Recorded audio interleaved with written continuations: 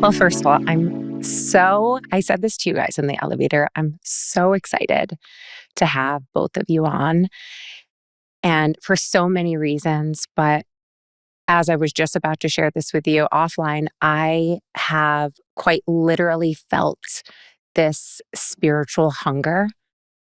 And the irony is that your podcast is called Spiritually Hungry. And it's been one of the best additions to my life right now, having just like the two of you and your banter and your just love for each other, your light that you share, your wisdom.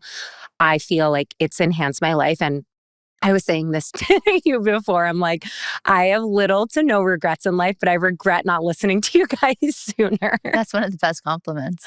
I mean that, Thank you. really. And it's interesting because I studied Kabbalah over a decade ago with David Guillaume, and it truly shifted the trajectory of my life. And it was almost something that I was a little shy about, or just kind of kept to myself. And I've asked myself almost why, as I've gotten much more confident talking about spirituality and owning just being a spiritual person and a spiritual teacher in my own right. I think it took me a lot to even say that. And now that I'm in this space of just wanting to evolve and to expand in ways that like I never even imagined that I could. But when I take a pause and just like look at the past 10 years, I'm like, wow, there were so many fundamental principles that I learned through Kabbalah that have helped me just be less reactive, more present, and now come truly full circle with, I think establishing like a relationship with David as friends where he was my teacher for so many years, and now being introduced to both of you. Well, Monica first through David, and now, the two of you together. And now I'm studying again at the Kabbalah Center. Amazing. So it's very interesting how it's come back into my life. And I really want to share this because I know that it can change you quite instantly. And I think people are always looking for this like quick fix. And not that this is just, do this thing. But if you can really apply these principles to your everyday life, everyday situations and challenges, like, wow, how much you can see every single situation and scenario in yourself differently. And it's helped soften my edges. I love that. I think that we're at a time now in the world where people are reawakened again and are open about their desire for something more and something deeper. I think what I love about Kabbalah, I started studying when I was 17. So I feel really grateful that I found it so early in life. And interestingly enough, my most difficult challenges occurred after I found the wisdom.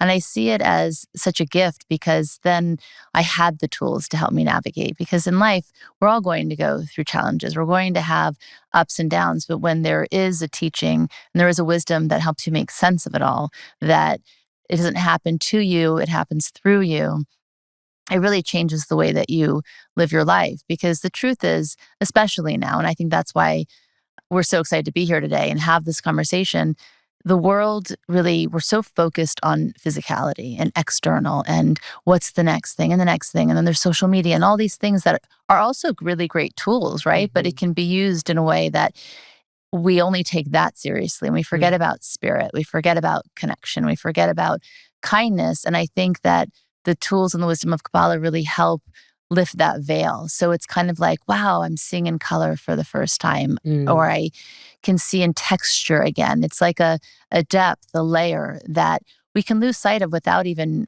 wanting to or realizing that we are. So I think one of the beauties of the wisdom of Kabbalah is, first of all, the ancient aspect of it. The fact that for thousands of years, people have been studying it and using its tools. And as you said, I think also, yes, you can learn something and literally the next day you can implement it and see positive change. But I could also say 35, 40 years into the study, it gets better and better. And really you see it, it transforms your life. It transforms the way you view the world. It transforms everything about your life in a positive way. But the only but I would add is it necessitates work, right? And a lot of Right. internal work. And I think in today's world, we're blessed that there's a lot of spirituality, which is great. Mhm. But I'm not sure there's enough emphasis on the fact that you can have wisdom and you can hear it and it can inspire you. But unless you actually then start doing the internal work, it won't have the greatest effect that it can have on you. Yeah. It couldn't be more true. And I feel it's so interesting because I have this feeling inside of me right now where I'm like, it is like nothing I've ever felt at this stage or like this experience. And I'm like, what is it? And I know it's because I am so grounded and centered in certainty, which, you know, I grew up in a household that was chaotic. There was just no boundaries, things I've shared with you, Monica, and that created a lot of internal anxiety. And I've kind of always run my life with that underlying feeling and energy of just anxious and just really feeling uncertain about everything. And when you look at life, there's so much uncertainty. It's like, how can you be so certain? And this is where Kabbalah has helped me find that and not find, it's like this inner knowing that I've been able to tap into in a way that I haven't before because I'm studying every day again. And where it's been a part of my life and I see things that it's helped me move through, I'm like, now it's been this true, like I've become a student again. Mm. And I think sometimes what happens when for me, like, it's like, oh, I've done that. Oh, I'm doing this. It's really grounding and it's helped me kind of just like root back in myself to come back to the teachings and to even be in like the classroom setting and the Kabbalah Center has been so interesting for me because when I started 10 years ago, no one knew who I was. And now it's different. Like, I have like members in the room and there was a part of me that was like, oh, I don't know. And then I was like, get over yourself. Yeah. Like, who cares? Like, we're all here for the same purpose, right? And it's been like great for me to kind of just recognize my own ego in wanting to grow and be in that room and feel that energy. And it's just, it has me feeling like so excited every day in the mundane. And I just am not, I haven't always been that person, like tend to run almost a little bit more in the depressive state when I wake up and it's just like, I have to get through this meeting or I have to, and now I'm just like, I'm like living with everything and I'm being with it. And I literally feel like the light. Like it's so interesting when you tap into it. I love your vulnerability and your honestness. The funny thing about you is because you've shared that with me about, you know, the sadness, but you have like the most beautiful smile and like literally you look like that because that's your light shining through, right? And sometimes I think we all get in our own way where we have old belief systems that creep back Mhm. in or we don't think that we're enough or we don't see and recognize that light within each of us. Mhm. And what I love about Kabbalah also, even though we're teaching it, we're forever students. It's a very humbling wisdom, right? And the more that you learn, the less you realize you know, right? And you feel smaller and smaller, but yet at the same time, you need to feel bigger and reveal that light within you. I think that most people kind of shuffle through life thinking that they don't have enough to offer, that they can't really make a difference. And they fill in the reason why, right? I don't have the means. I'm too old. I'm too young.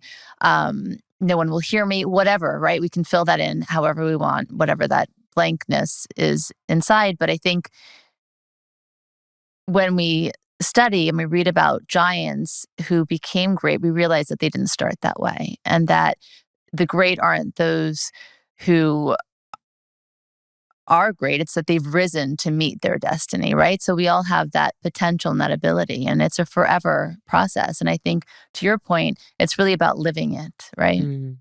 And I think for me, one of the most exciting teachings and ideas around Kabbalah is the fact that, you said, and I think all of us can feel this at times, overwhelmed by the world around us, or overwhelmed by what's happening in our lives.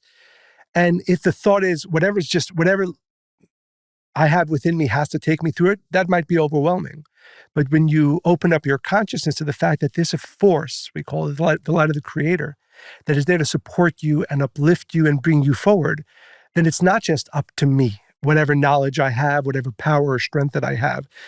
And in truth, that opens up a limitless ability to do, to get through, to manifest great things. The teaching is called contact with the endless. And that's the idea. We have that portal that can draw into our lives limitless and endless light from the Creator. You just have to think about it. You have to have that consciousness. But it makes everything possible because it's not just dependent on me. Mm. Because even though, like Monica said, I've been studying this wisdom for 40 years. The beauty of it that every time I study, I realize how much more there is to study because it literally is endless. But every day I wake up with a greater understanding of the light of the Creator, and therefore what I can do with it becomes greater and greater every single day. I think, though, it's also, so yes, it helps us see what we want to become. It helps us recognize our being, but also I think it's so informative about where we've come from, right? And I find your story really interesting about your childhood and your upbringing. And I think that for all of your listeners, right, everybody has a family or a circumstance they were born into. And some look better on paper than others, but we all have an emotional state that we were in, right? And we pick those families, we choose those families to help us learn more about ourselves. Like Kabbalah, we talk about tikkun, right? Which is your own point of correction. It's a thing that we each have come in specifically to correct in ourselves, to elevate that aspect of our being. So for instance, if my tikkun was to find my voice and learn to speak up for myself, maybe I would choose a family where that was extra hard to do it. It was a place where I really was silenced and couldn't speak. And so that I had to really fight for that and really push through that to become that. And then that's how you correct that point of tikkun. So I think that really what's powerful, yes, you can see who you want to become, you can imagine, and you can see your perfected self, right? Not perfect self, but perfected self, meaning, the best version of myself that I could possibly be. You can start to envision that and take steps towards that, but it also helps you understand so beautifully why your mother is your mother, or your father is your father, or you have the siblings that you have or don't have the siblings that you wanted, or whatever the case may be. We all have this fear of the unknown. And so it keeps us kind of paralyzed. Like, I don't know why that happened and I don't want it to happen again. And what if this and what if that? When really we are never going to know any of those things, but we can know deeply those truths, right? Why am I here? What is my purpose? You won't know how it's going to play out, and we're not meant to, right? That's where the free will comes in. I love that so much. And this community is spiritually hungry, but I feel Kabbalah, it's interesting because as I've been sharing more about it, people are like, I don't really get it. Like, can you explain the fundamentals? And I think that is the reason why I really have had this through line of Kabbalah in my life, is because it's so accessible. And it really is like, it's the tools. And I think about like, just like I don't know how you describe this, Michael and Monica's teachers, but like the 4 steps. Like when I get into a situation, I literally come back to those 4 steps and I write them down every day. I've been writing them daily, just really embedding it into my brain to remember that I have a choice. And I think that for me is the beauty of Kabbalah. But can you just share for our listeners who are maybe just newly being introduced? I know you gave the definition of the ancient wisdom, but to really help apply, the 4 steps are so life transforming. You really just, when you just like listen to it and ground in it, like the simplicity of it. Do you mind sharing with us the four, because it's different? Yes. The four dimensions. formula? Yeah. the Okay. proactive Yes. formula. The Okay. 4-step formula. So Okay. every teacher has their own Right. approach, Right. right? Right. So from Eitan, you got to. Do you want me Yes. to say? Yes, like, please. should we? Yes, Should yes, we? yes. Okay. This is a beautiful opportunity. What an day in the opportunity. life of Melissa. So first, so let's just say a challenge you're facing a challenge and you're feeling swallowed by it, and you almost start to feel all of those. Like for me, it's like the spiral is just starting to form. If you can just pause and look at this as what an opportunity. And the way Eitan has described it, that is really helpful for me. I know other Kabbalah teachers have presented it in a different way, and it didn't really land for me. I know David says, what a pleasure, but I feel like when I would say it, I'm like, you're lying. That's not a pleasure. And I was like, it just never like, and this Right. is why I love studying with different people and taking this information in from different teachers, because as soon as Eitan said that, I was like, got it. Mm-hmm. Wow. What an opportunity. Right. And just right there, right? You get to choose how you approach it. And the second step is to embrace what is. So like for me, I think of that as like, be with it. Like really be with it. I'm a runner. I will run around it, over, under, find any way to just overcome the obstacle without facing it head on. I would say that was me. That is not me anymore. And the third step is reminding yourself that all the light that you need is within you right now. And the fourth step is to ask to show me the way. And that for someone who is always thinking that like I can do everything myself, oh, I've got this, like I'll figure it out. It's a beautiful reminder that we're being so divinely guided and supported, and giving over. It is this support that you feel.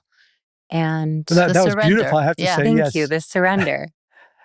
And that really is an amalgamation of very important Kabbalistic principles, right? And used practically. And I think, like you said, that for me, the most powerful one, and we all have moments in our day that are not what we want them to be, right? We had hoped it to be this, it became that. And for me, and I always have this conversation with our kids, I know that it's from the light of the Creator. I know it's for my benefit. And I don't have to understand why. I just know that this is for my benefit. And I can tell you from practice that this makes life much more enjoyable.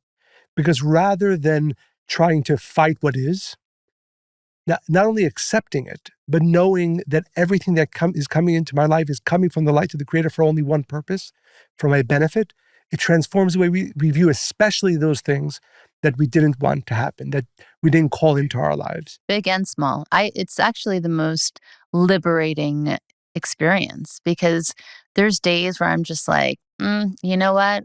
God, you've got this one. Tell me when we figured it out. And I just like step back and not even worry about it, right? Instead of fretting about a scenario and why did this happen and why didn't that happen, and the worrying and the ruminating thoughts, right? Instead, just like, okay, this is not at all how I thought this morning was going to be. This is not at all how I want to feel. This is not what I desired. But here we are. So show me what I'm meant to see. What am I supposed to learn from it? What is the opportunity? And I can tell you that I have used this tool for decades now. I even had an experience once where we were talking about friendships earlier. She's my best friend, 20 years. We were marathon runners. We trained like really like a sister to me. And then one day she just said, I don't want to be your friend anymore, just out of nowhere. And it felt like a death, right? Like it's almost like a husband or wife coming home and saying, I just don't love you anymore without any explanation. And I really begged her. I was like, well, what happened? It's not, and the things that she told me about myself are not things that you hear, like, maybe in the first month of friendship, maybe the first 6 months, maybe even the first year, but 20 years. And I was like, I don't know what's going on. Doesn't make any sense. But there was just no opening. That was it. And she was also my neighbor. So it was a very uncomfortable situation. And we were on this spiritual journey together, by the way. So nothing actually made sense. And I remember I did two things. One, I woke up after I told her she'd regret it, 'cause she listened to me, I woke up every morning and I asked the Creator, I'm like, I know this must be for my greatest good. Show me what it means. Show me. I asked every day for 6 months. It took 6 months. And in that time period, I also decided, because I felt my heart closing up and that I was becoming jaded about sisterhood and about friendships, and, you know, people hurt each other. Like, I was like, this is not your voice, right? So I decided to do something kind for her every week, and I would bake something and send it to her house, which made her angry because she didn't know how to receive that, right? Which was not my intention, but it was an interesting thing to kind of observe. So push myself to share and be unconditional, even though I was in a lot of pain. And then after 6 months, I realized that we spent so many hours talking, connecting. I knew what she did every day, what I did, what we had for dinner. We'd run every morning together, right? Da, da, da, da, da, da. Gossip, honestly. Mm-hmm, mm-hmm. And then I realized that at that time in my life, I wanted to start to teach. I was terrified of public speaking. So it was obviously much more comfortable for me to share everything with this one person. And I wasn't supposed to do that anymore. I was supposed to take all of my thoughts, all of my energy, all of my ideas, and share it with the world. I started writing, I started speaking publicly, and I realized that, oh, she had to be really, quite honestly, removed from my life in that way so that I could put all that energy into spreading that to the world, right? So it's even in those kinds of place. It could be small things every day, but even those big things that just are painful and make no sense and it's not what you desire really are the greatest gift. But you have to ask the question. You have to ask to see it. I think that is the hard thing when people, and I love that example. And I couldn't agree more when things like that happen, when you just sit in it. It's amazing what becomes revealed. Mhm. And you really, you understand it in a way you're like, oh, wow. Well, by the way, Like, my ego response was like, I'm good. I'm good enough. What's wrong with me? Like, how, right, And I remember at first I was so shocked. I'm like, okay, I trust you completely and I love you unconditionally. Like, am I that person? Like, I can take it. Tell me, right. like, do Yeah, you see that in me? And he's like, no. I'm like, no, no, really, really yeah, tell me. Because she was like a sister, right? If your right. sister's like your best friend. So it was Uh, really a process. But yeah, absolutely. If you know, first of all, you have to believe that you are destined for greatness. You have to believe that good things are meant to come to you. You have to learn to really love yourself and accept yourself so that you can change the parts of yourself that you don't love, right? But it has to come from this place of wholeness. And then you get all the information, either from yourself, but also from the Creator. Because we do, at the end of the day, if we ask ourselves that question, we ask the Creator to show us what we can't see, it's already within us. We've just come back to live it and do it a different way mhm, in this lifetime. Because in Kabbalah, reincarnation is a big theme as well. right. I think about like the fires in LA and all of Mm. the, right. Like you think about just like Pain. pain and suffering. And I know even David, like through like losing one of his homes in the fire, like he shared a whole podcast on it and was like, what a pleasure. And I was like, I wonder how people are responding to that, Mm. right? Because it is so painful and it's like everything is just gone. And having that moment of like asking what an opportunity, I think when you're in And that is so difficult. And I know like people have said to me, like during things where I've shared just my interpretation of being able to face something challenging. It's like, oh, well, you don't know what it's like, and I mhm. think this is where like people are like, but how am I, what's the opportunity? I just lost everything. Here's the thing, it's not, and I'm so happy you're bringing this up. Yeah, It's not that, because it can sound almost flippant, like, oh, of just course. that's not it at all. It's that, of course, it's not fair. Yes, it's tremendously painful, and it doesn't seem right on many levels, and it's not right. Also, we're not meant to suffer. We're not meant to stay in pain. That's not why we've come to this world. And so we're given opportunities that are going to help us break away from our attachment to physicality or to things that our ego is more rooted in. And so, I mean, I can speak very personally. We have 4 children. Our second son was born with Down syndrome. And when he was born, I had a very human response. It's interesting because a lot of couples who have a child born with special needs, the statistics, and we researched it at the time, are not great, right? It's for the couple staying together. Right. It Right. usually breaks them apart because it's just too big. It feels bigger than even them. For us, it did the opposite. It brought us closer together in ways that we hadn't even anticipated. Any space, any areas where we weren't vulnerable, like it completely was removed because we made that choice. And also, we created Josh from our own flesh and blood. He was born to us, and that experience was uniquely to us in terms of this is our son, right? And it created this opening, but we looked for the opening. And my first response was anxiety. I went from being a pregnant woman to like a size 0 in a month. People thought I had developed anorexia again. I was like, no, I'm not anorexic. I'm having a hard time. I'm struggling here, right? You didn't know too, right? I didn't know. think We you found shared. out a few hours after he was born. Mm. So it was also hormones and the shock. And Yeah. just, I felt like my body had betrayed me. And I've been very honest about it. And I am very honest about it because I think it's important. We are human and we have human responses to things. And I think that's beautiful to share that. So it gives people permission to feel what they're feeling. But to that point, I also don't believe that we're meant to suffer, right? So after I caught the way I was thinking about it and that, like, why did this happen to me? I felt tremendous shame at first. I felt like my body had betrayed me and I felt like I did something wrong, right? And then I thought, well, wait a second. There's a flaw in that belief system because I don't think that my husband did something wrong. I don't think he's deserving of bad things because at the time, that was my belief of myself, right? So I started to catch these kind of holes in my thinking. And then I said, okay, so I don't believe that I deserve this. And I don't think it's a bad thing. So what am I supposed to learn from this? And I realized so many things. And it took me, again, because we had been studying and teaching, I got there relatively quickly in like 3 months' time. And now would be maybe 3 hours or 3 minutes, right? It's just as you practice this. But I remember thinking that I just happened to find out about his limitations on the day he was born, right? And it goes back to, Kabbalah calls it the upside down world. Like we have everything backwards because most people, they see their child born and their child's perfect. You can never imagine they'll be anything other than absolutely perfect. But then as they grow up, maybe, God forbid, they develop something, or you maybe just don't like them very much, or they're a narcissist, right? You really don't know. And I thought, okay, I found out about what he can't do because the doctors gave us a long list. He'll never do this, he'll never do that. It sounded like, in the way that they put it, like a death sentence, really. He won't be able to eat solid foods. He'll never be able to enjoy anything. He won't be able to play sports. And none of that was true, by the way. Mm.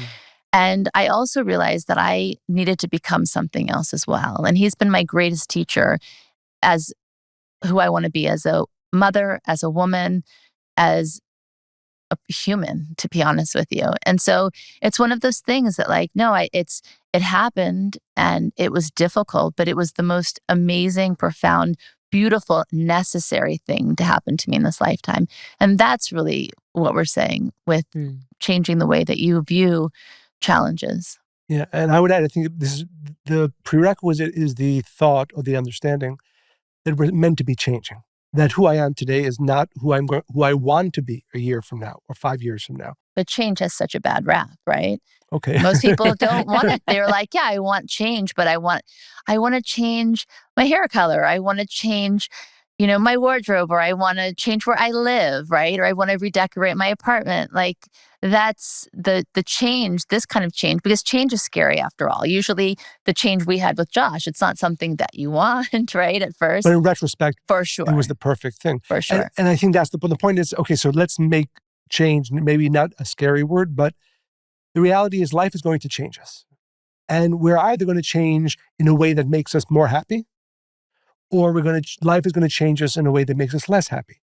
Change is going to happen. I mean, you meet people in their 60s or 70s or 80s. Everybody's changed through life. Some people have found the way to change in a positive way, become better and better. And some people become hardened, become, upset at life. So the reality is change is going to happen.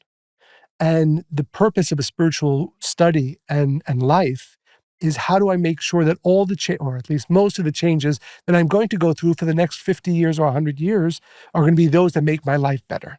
So that's why I think it's so important. The situation we had with Josh is that had we not been spiritual, and we met so many families where either it broke them apart or it made them less happy with life.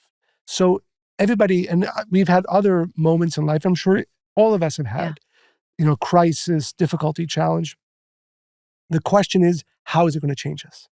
It's funny. Two things came to my mind. Well, because it was such an intense time after we had Josh, and our other son was 5 at the time, or 4, we decided we needed to have some fun and laughter and levity, which is such an important thing for couples to have. And um, we decided we were going to try like anything and everything. We took tennis lessons. I'm not very good at tennis. He's better. We took dance lessons. I'm much better.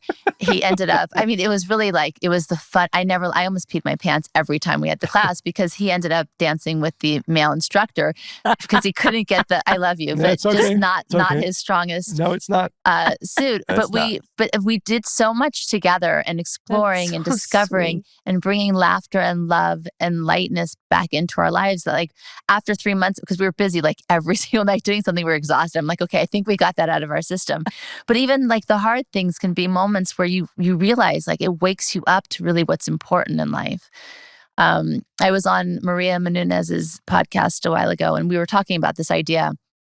And I call it that too. And she had this experience also before and after. Yeah. So I always say before Josh and after Josh, because that's how fundamentally we changed as people, as a couple, and just appreciation for life. I cannot even, it's just like, yes, we were happy before. Yes, we loved each other, but the amount of everything after was heightened in such a beautiful and profound way. So she has this experience with her mother, who it was her last day, I think, working at E. And she loved the job, but she wanted to go on to do different things. And she has a picture of her on the last day, and she's wearing this bright outfit and she's smiling and she remembers everything. And she looks at that picture and she's like, okay, that's me then. The next day she found out that her mother got diagnosed with cancer, and it was like stage 4. And she looks at that picture and she's like, I'll never be that person again. And she never was, right? We all have those kinds of moments in life where we're like, okay, yeah, that was then. And this is now. The choice, the beautiful choice we have is, who do you want to become? Who are you going to choose to become? What are you going to choose to learn from that experience? Where will you derive purpose and meaning? And with Josh, it's exactly, if you asked us, now it's 22 years later, he has been the greatest gift, not only to Monica and myself, And teacher, my God. and to our children as well. You have 4 children. We have 4 children, yeah. And our lives would not be the same, would not be as good. Our children's lives would not be as good.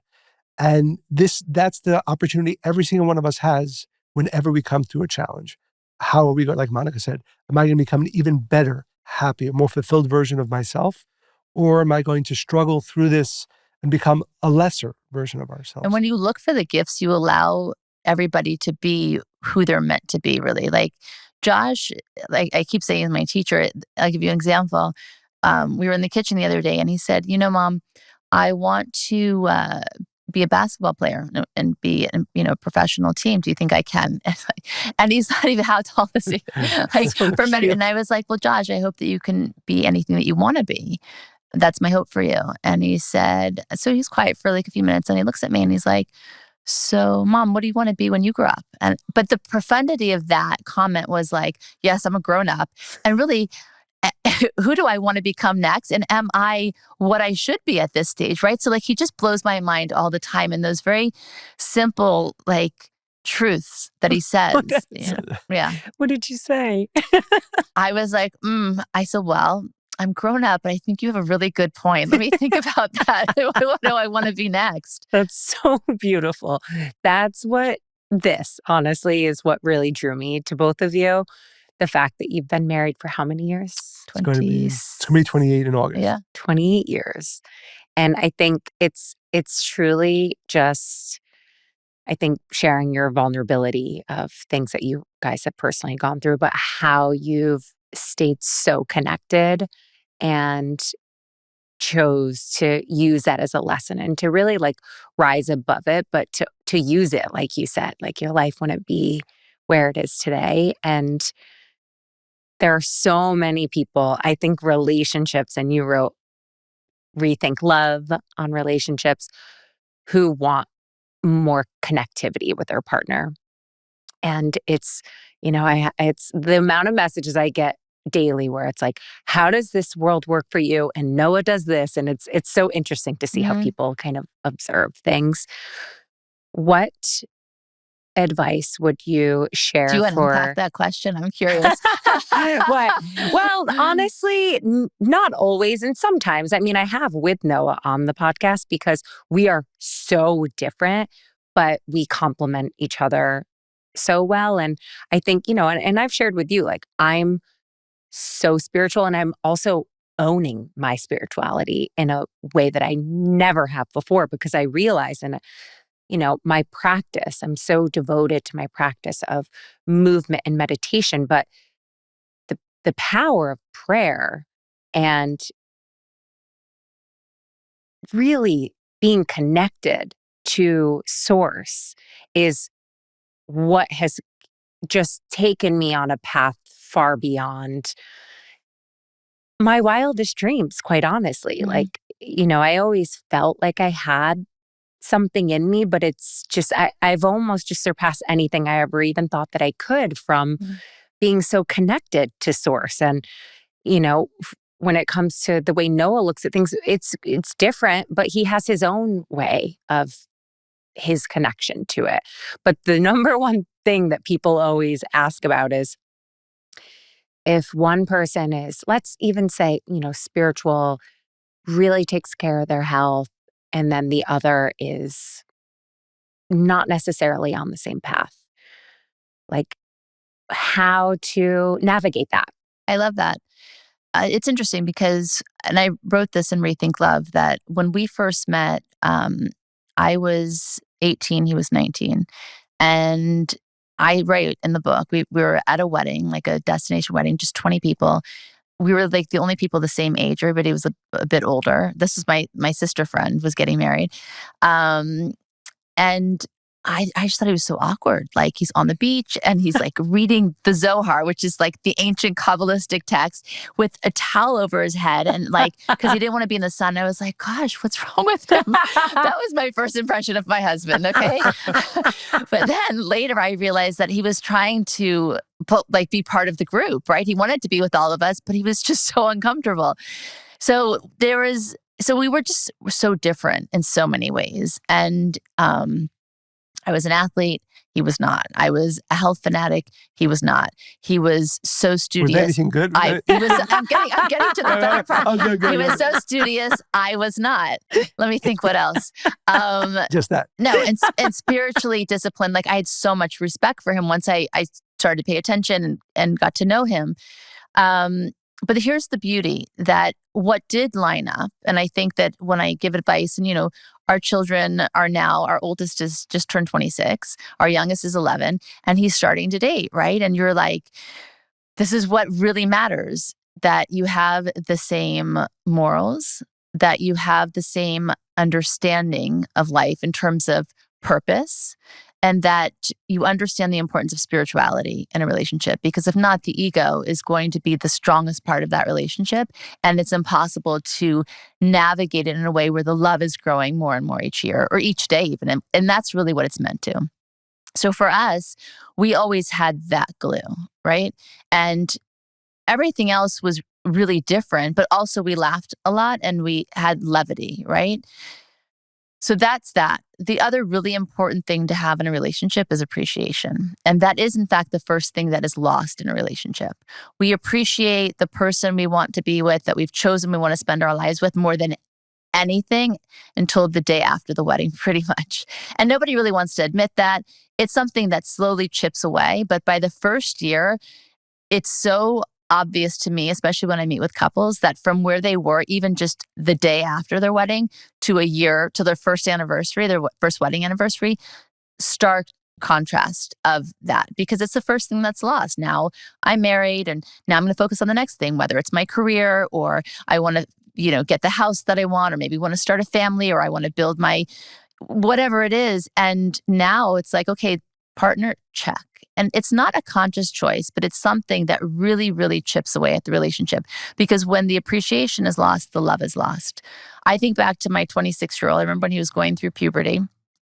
And luckily my kids don't listen to all of our podcasts. I'm so scared They're for like, that time. Mom, you didn't talk about us. I was like, I didn't say the name of the child. You're like, there's 4 of you. Yeah, exactly. Sometimes I'm like, I'm not going to say a child. I'm like, he. I'm like, oh, okay, now there's 2 boys, 2 girls. But so I remember my firstborn, I can still like the cradle of his head in my hand and how his hair would stand up and the smell of his skin. Like, you have so much baby. Right. Cradle of his head. I'm not holding his bucket. Yes. So much appreciation for him, right? At that time, year, 2 years, 3 years, then puberty comes and they start to talk back to you and they have a mouth on them and they may be like judging you a little bit. And you're like, who is this child? Now, do I love them the same? Yes. Can I feel the love as strongly and purely when I'm being challenged? No. Do I appreciate them as much? Absolutely not. Is the love still there? Yes. Is my access, my ability to feel it and grasp it in those moments? No.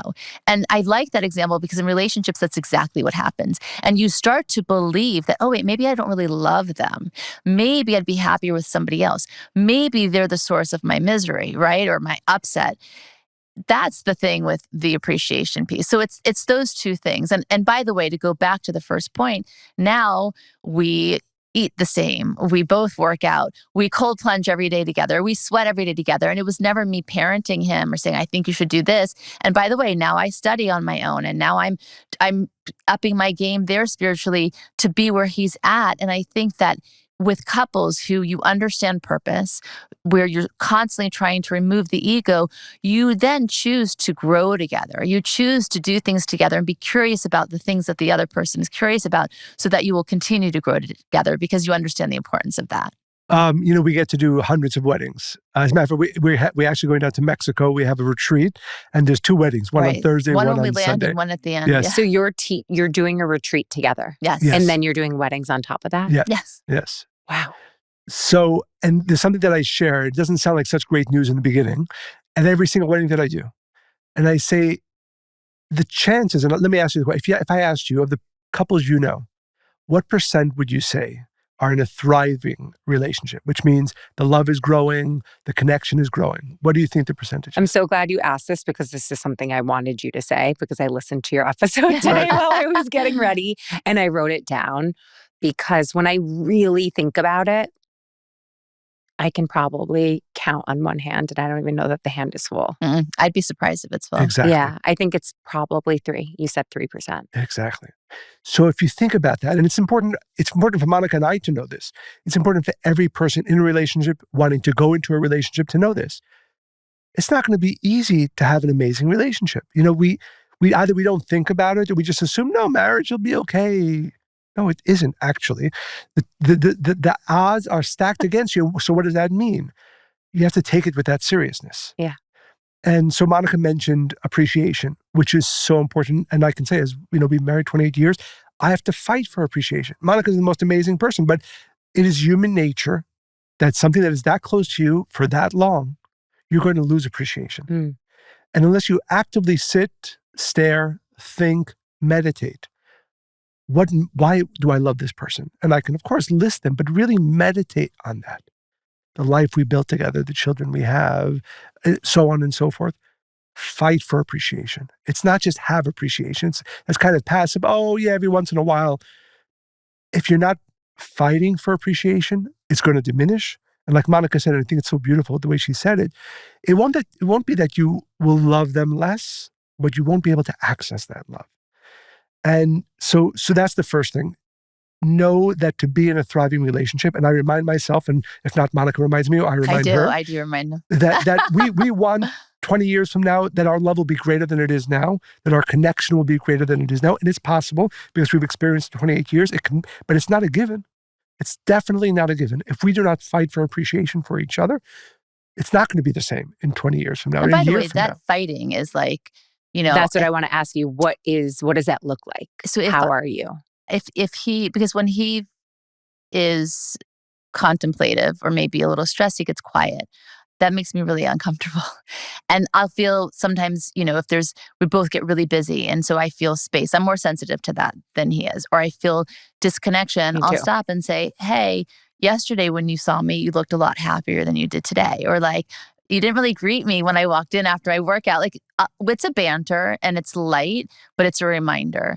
And I'll do it for myself. The way I do it internally is I imagine, God forbid, what life would be like without him. And so I feel a sense of a tinge of pain to awaken appreciation. And I think that's really important. That's how you fight for it. It's something that you should do independently of each other, but also to remind each other. And if I say that kind of to him, then he'll come downstairs and then we'll hug each other, or we'll look at each other in the eyes. And it's a moment of connection again. And then it's a reset for the day where there is one where we're together in a partnership and not just, I mean, so many people just kind of coexist. It becomes a contractual relationship. I hear that a lot with couples. We're parenting together, we're living together, maybe we have a business together. There's not a lot of connection. And I think that's so important. And again, it's kind of crazy that this is the one thing, our relationships, that can give us the greatest amount of joy. For many, it creates a tremendous amount of pain. Yeah. And so it necessitates a lot of thought, a lot of investment. So the first thing I would often say is appreciation, but really to fight for appreciation. And the second, Monica often uses when she's counseling couples, curiosity. Again, Monica lives a very busy life. I live a very busy life. Many of us have husbands, wives, very busy lives. Be curious about that. Even if you're not naturally very curious, what was their meeting about? I don't really care, but I should care. Because these constant points of connection and curiosity is what's going to deepen our connection over time. And again, like Monica said, it's crazy. You find people in love on the day of their wedding, but because most people don't invest the amount of effort, curiosity, appreciation, work, even though it's not a great word, into the relationship, 5 years later, they still like each other, but they've lived lives that have brought them completely apart. Parallel. Exactly. So, Yeah. I mean, I would just say to every one of our listeners, and this is the other thing that's kind of sad to see, you see two people who can have an amazing life together. Mm-hmm. We've seen so many. And they've created a life together, but they're not in it anymore. They've checked out for different reasons. And they have children, they have all these things. And it's just... And they think that like having a different partner will solve that. Yes. I think that's usually what you see. That's right? the story that is told. Right. So what I would say to almost every one of your listeners who's in a relationship and who's either teetering or just if they ask themselves the question, is this relationship growing, thriving with love and connection? You can. It's not, even if you find you've been married for one day or for 1 year or for 10 years, there's a reason you found each other. This is a cosmic, this isn't you happen to be on that dating app, right? We believe that there's a cosmic force that brought you together. These two souls have a beautiful bond within them. So you can reignite that. You can invest the time now, 5 years later, 10 years later. So I think it's important to know that we're not coincidentally together. Oh, we might have made a mistake. No, There's no mistakes. Yeah. Not that divorce, again, to be clear, not that sometimes divorce... people do choose wrongly, but there's still a process and there's a purpose for that process. Sometimes people leave the relationship too quickly because it's too much work. It's too hard to find the silver lining. So even if the person is not your forever person, there's still something to learn from the experience, to look within, to still appreciate them. I always say to people, if you're leaving the relationship and you hate them, you still should be there until you can leave as friends, right? You can leave in a way where you still love and appreciate them and value them and you can see the good in them. If not, you're finishing a process in the middle of it. To know if it's right, and I actually think it was David that said this on the episode I had him on, invest everything into that relationship. And I find that to be so enlightening, just to, like, when you think about it, you're like, oh, I don't know. And then to give everything, right? To like give the love, the attention, the appreciation. It's amazing what kind of unfolds, right? I think you do get your answer. You're so guided when you invest everything that you have into that relationship. And since I left our meeting together, I have to tell you this because I feel like you've enhanced my relationship without even realizing us just like meeting for coffee, but just in subtle ways that I've picked up on. Like, I think when you're with someone for so long, exactly like you said, sometimes, I listen to the way certain like couples will talk to each other, and you can tell it's like this annoyed tone, or you're just like short, or you're just like, well, say it, and I've been able to kind of pick up on my own habits when I am very particular when the kids leave for school. I'm like, it is my time. I meditate, I pray, I listen to my podcast. I like love my routine. Uh-huh. And it's truly what has morphed me into this version of myself. So like I really give everything to my routine. And I've been able to observe that if I'm like in my zone and Noah will be like, Melissa, and I'm like, what? And I'm just like, what a bitch. Like, stop. Seriously. And I hope he doesn't listen to this episode because I've just been able to be like, just let him ask you a question. Like, and he has said to me before, like, why are you getting so like, and I'm like, I don't know. Like, I think because I'm just selfishly in my zone. And when you're sharing your life with someone, like they may have a question, like just like those subtle moments of, I was like deep in a meditation. I was like transcending the vibes, we're vibing. And then my phone rang and I just like opened and it was Noah. And I was like, okay, like I could choose. And there was something going on too, where I was like, okay, I could just like keep meditating, but you know what? Let me just check in with him. And instead of turning the phone, I'd be like, yes, I'm busy. Like, because I will tell you the majority of relationships I'm around talk to each other like that. And it's so normal, right? Because like, oh, you've been together forever. Like, what does that matter? But it really does matter. A lot. A lot. I was going to say, again, Monica sometimes has to remind me, sometimes I have to remind myself, but I would ask every one of our listeners who's in a relationship, find one thing, two things that you do. It could be like often, like Monica said, I'm busy with something. She asked me a question and I might not be short or loud in that way, but my energy is, and that's a problem too. 1,000 of those over a week, those micro actions begin that rift that you don't even feel 5 years later, 10 years later. Right. Conversely, if you actually grab the opportunity to connect, you're now getting closer and closer.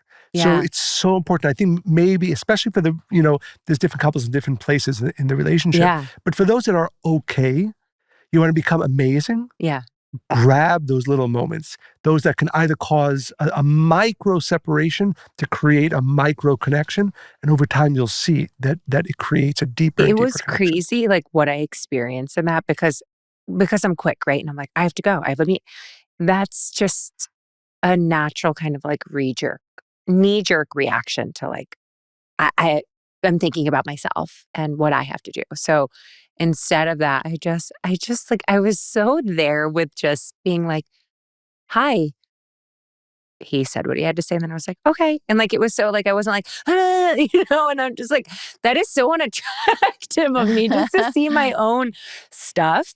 And he does it to me sometimes, but to be able to like catch each other in those micro moments, like you said, Michael, like I really think those are the things that can sustain and just change your relationship over time. 1,000%. It's those moments. I often use children as an example because I think it's easier for people to envision it because we have different feelings about our children usually, especially when they're really young and cute and adorable. But I often think like even when our 11-year-old comes home from school and I haven't seen her all day, right? And she's so excited to share her day with me and she just wants my attention and her eyes are lit up and, or she'll call right when she gets out of school, mommy, da, da, da, da, da. And imagine if I was just like, yeah, okay, I don't know. And not, so how would she, right, exactly. So you have your hand over your heart, you're like, oh my God. Now what about our partners, right? I really learned early on in our relationship to appreciate the fact that Mike would want to share something with me that he found interesting or funny. And I write about that in my book. Like I'd be in the kitchen with cookie dough all over my fingers and he'd be like, Monica, come here into his office. Like, I want to show you something. And I would 9 times out of 10, now it's 10 out of 10, come with my hands full of cookie dough and be like, what? Show me. And it was something funny that he saw that he wanted to share with me.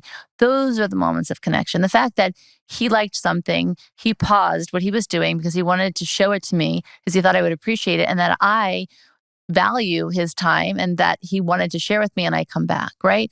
So most couples, they don't recognize their partner's bids for attention and for connection, right? So the fact that Noah called you, why is he calling you? Why did he want to speak to you? Why did he want to share it with you? And maybe it wasn't the right time, but if we just shift our lens and say, wow, out of all the people that he wanted to reach out to and talk to, it was me, right? A moment of connection, a moment of appreciation. And far too often we let those moments just slip away until you just stop desiring it. And I often teach this to most couples because they don't really realize it, that when men or boys, they really want to be becoming to their mothers. What we think of them really matters. Our opinions matter. If we think that they're smart or that they're strong or whatever it is, it really matters. When those boys become men, that shifts from wanting that from their mother to wanting it from their partner. So if time and time again, we don't acknowledge them or we don't recognize them or we just complain about them. So for instance, oh my God, you never take the trash out. You never do this. You never do that. His mind is thinking, but wait, I cleaned up my stuff off the floor yesterday. I put my towel away. Like, why does she never see anything, right? So eventually either they have to not like themselves or not pay attention to how you think of them, right? And for girls, they want, and we all deny this, they want to become like their mothers. We'll say absolutely not, but that is kind of where we follow. So each sex has a different kind of way that they respond. I just think that we don't talk about the fragility of men, right? They're so sensitive. I find men to be actually, and a lot of times, more sensitive than women. They just don't express it because they were given the wrong feedback. You can't cry, boys don't cry, you can't look weak, you have to be strong. But if we understand that, right? If I'm paying attention to his psyche and his needs and his bids for attention, and he's paying attention to mine, now you have a different relationship, right? It's on a different playing field. Yeah, You guys are so sweet. I love you guys. I was going to add one more story. You're going to keep people married. And hopefully thriving, I like right? that tagline. I can use that actually somehow. think you are. And happy and fulfilled and content. Well, and that's the point. The point is that I often say, I loved Monica the least the day we got married, right? And hopefully every day since then, our love has grown. And it can and it should. And I think this is exciting. It's exciting for me to know that I'm going to love Monica more, next year and 5 years from now. But it's important to remind ourselves, but we have to be catching ourselves. So, story that I think this was yesterday or the day before. Monica comes home. I'm on the second floor in my office working. Do I want to hear this? Yeah. It has a happy ending. And she comes in, what happened? and I'm in the middle of something. I'm in the middle of writing. So you train of thought, you don't want to break. But then I said, I love her. So I stop. I go downstairs and I give her a hug. So again, I had a choice. And again, it's so important. It's not about whether I love or don't love Monica or any one of our listeners doesn't love their husband or wife. But how do you deepen that consistently? Mm-hmm. Yeah, I didn't know about that. That's oh my God. It's so simple. Right. It's really simple. But it has to be the most consistent. profound truths are actually, they're just hard to live at first. Right. But when you consistently put in the practice, we call it work, but that's like the wrong word really. Then it's so natural and it's so beautiful. It's effortless. Yeah. And then the relationship supports you rather than you having to support it. Right. And you were talking about this on the episode that I was listening to today. And I think it's just such an important note to end on, because I think what happens in relationships when you start to feel that drift, right? You don't talk about it. And there's that like unspoken build of energy that accumulates over time. And then you just become more disconnected because you don't want to rock the boat. But meanwhile, it's about to sink. And I love the way that you spoke about this, because I think it is just something that we have to, it's looking at the opportunity of being able to reconnect. The thing is, and I don't think people realize this, it's not a conscious thought. When we hold our tongues, when we stop speaking about things that matter to us, we stop caring on some level. When we hold our tongues to the point where we just can't take it anymore, you've created now space, separation, like that thing of rocking the boat. I hate these isms, happy wife, happy life. Like, what is that, right? Yeah. Rocking the boat. If you're not rocking the boat, somebody's drilling holes in them. by every silence that's not, every grievance that's not spoken, every desire that's not shared, and the boat's going to sink.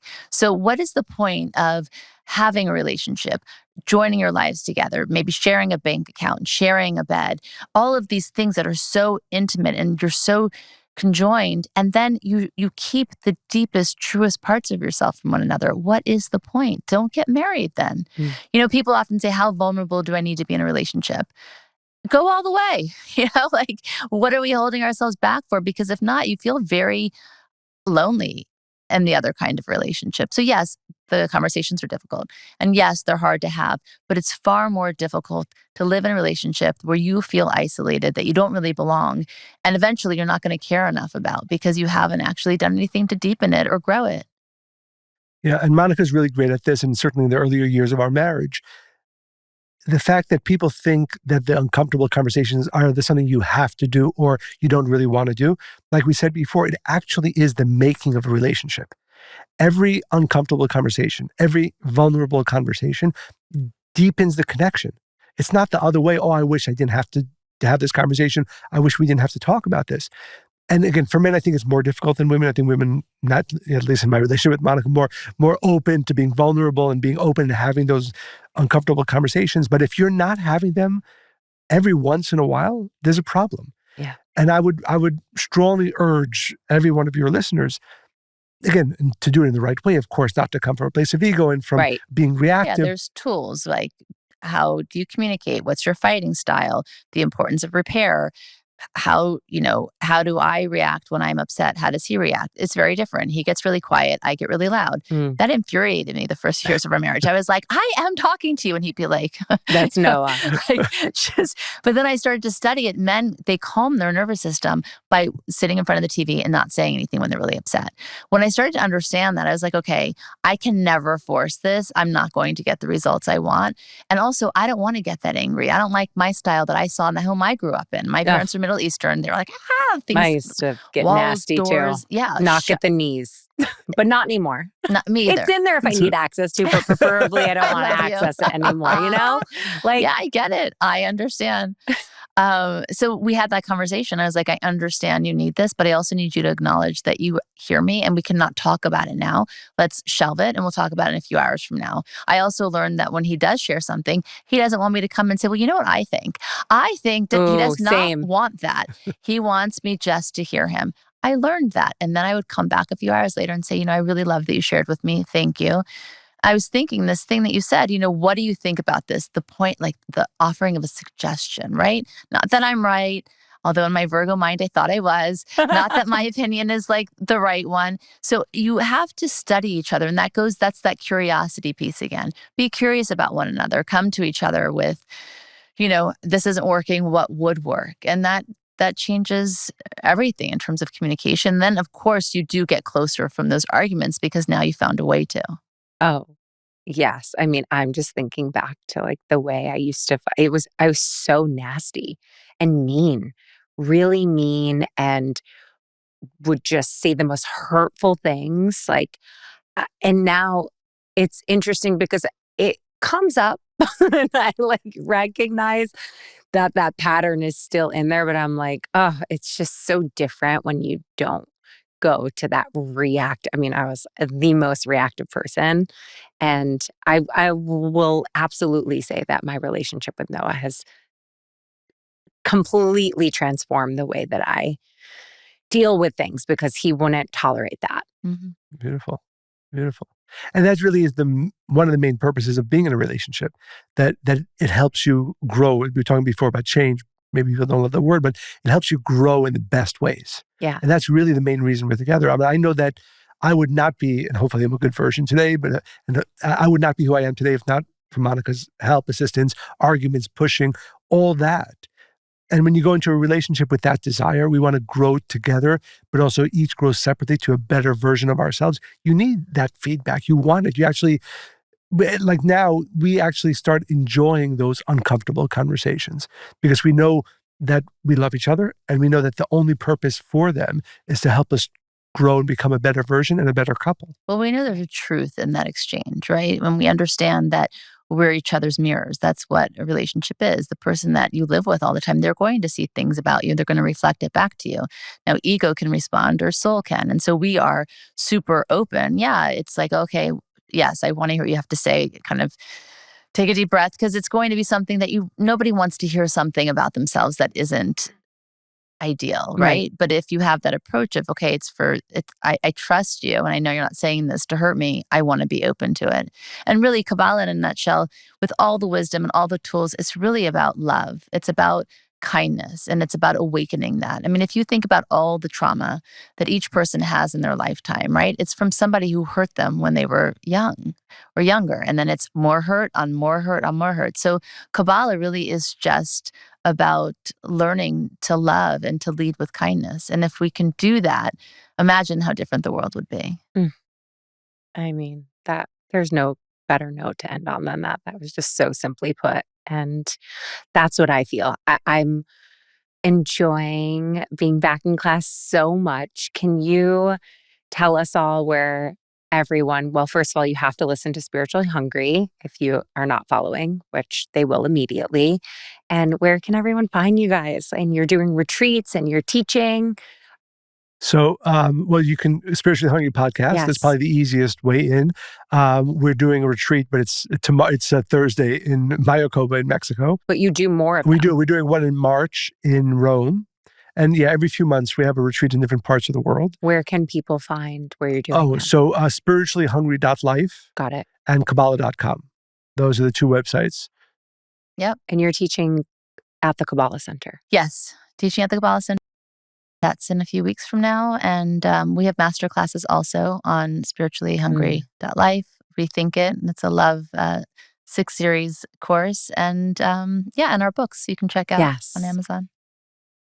Thank you guys Thank you. so much Thank for you. being here today. It's so fun. I could sit for hours and talk I to could you. too. I was already cannot wait for the deep dive in a part 2. Yeah. I love just building off. Well, there's so much to talk about. There's so much to talk about. And I feel like when you just really love what someone shares and brings, it's really what our listeners love too. Like having someone come back and just dive a little deeper, answer some questions, and I love that. just keep building on the knowledge. Thank you guys so much. Thank you. you. I love this.